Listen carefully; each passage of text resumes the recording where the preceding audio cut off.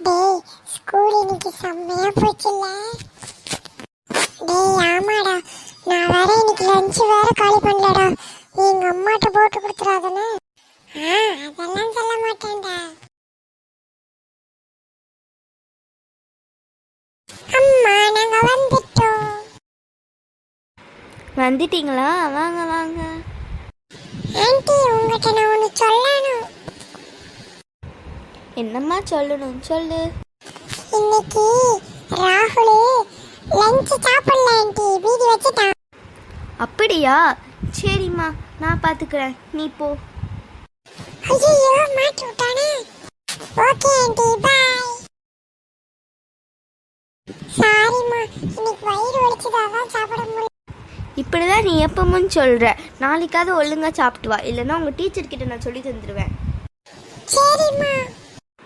சரி, நீ போய் ரெடியாகு, நான் உனக்கு ஸ்நாக்ஸ் பண்ணி வச்சுருக்கேன். ஓகேம்மா. நான் தேண்டா எங்க அம்மாட்ட மாட்டி விட்டேன் நீ. சும்மா வேண்டா. சரி பாப்போம். Good morning students. இன்னைக்கு யாரெல்லாம் ஹோம்ஒர்க் முடிக்கல? நான் முடிச்சிட்டேனே. நானும் முடிச்சிட்டேன்டா. நான் முடிக்கலடா. சார்ட்ட மட்டும் சொல்லிடாதீங்கன்னு. சார் நான் முடிக்கலையா சார்? ரவி, நீ முடிக்கலையா? ஆமா சார், நான் இன்னைக்கு முடிக்கல. சாரி சார், நாளைக்கெல்லாம் நான் முடிச்சிட்டு வந்துடுவேன் சார். போ வெளியில. எப்போ பார்த்தாலும் ஹோம்ஒர்க் முடிக்காம தான் வருது என்ன?